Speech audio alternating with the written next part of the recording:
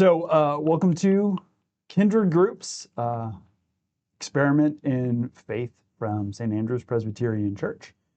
This first lesson for this year is from the letter of James, and I have with me Doug Burry. How's it going? Good, it's going fine. How you doing this morning? I'm doing well. For those who don't know, Doug has taught Sunday school for how long have you? Several years, off and on. Yes. Since I became a Christian. Yeah. So we've done a lot of Sunday school, and I particularly like the Book of James. James is great. Yeah. I would like to do a short study in that. Great. So this study is mostly on your notes on the Book of James and sort of put into this Kindred Group model. That is correct. I like James particular. It's a New Testament book.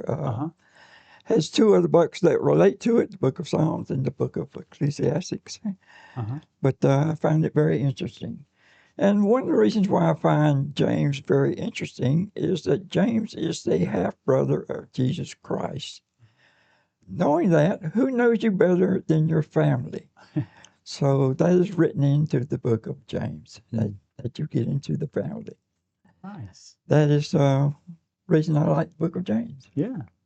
It's a lot of great themes in James. There are some themes in James, and it's about how to live like a Christian.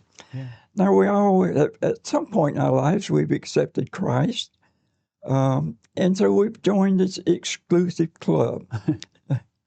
Now, in every club, there's some rules and regulations that you have to follow. And these are the rules and regulations that James has said that we need to follow as the life of a Christian. So that's the reason why I like James, because it tells us how to live like a Christian after we accepted Christ. Yeah.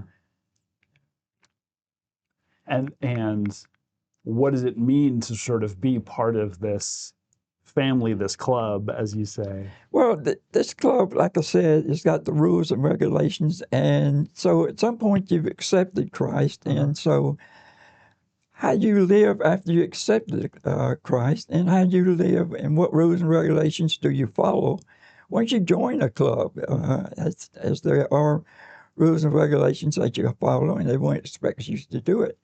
So James is telling us how to live this new life that we're entering.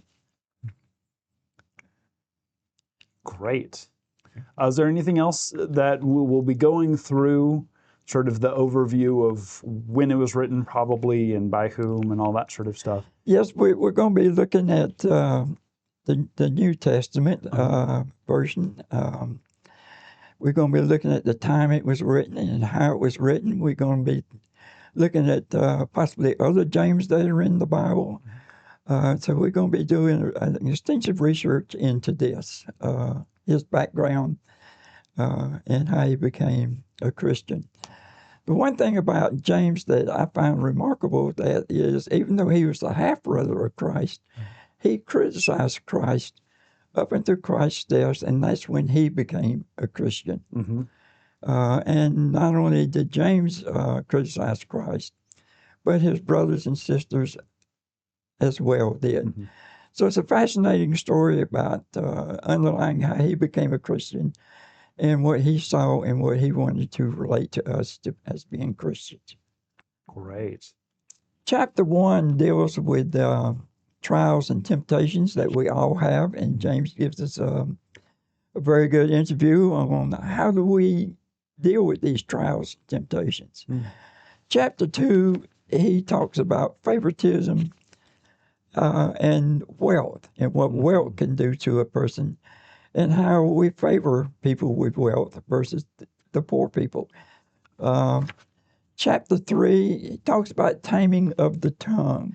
Chapter 4 is dealing with submitting ourselves to God, about all the problems we have and how hopefully we can submit our problems to God in daily prayer and the way we act.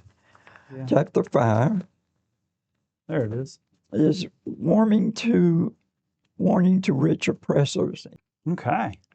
So we'll go ahead and join in this study and start learning about the letter of James, and then next week we'll start on chapter 1.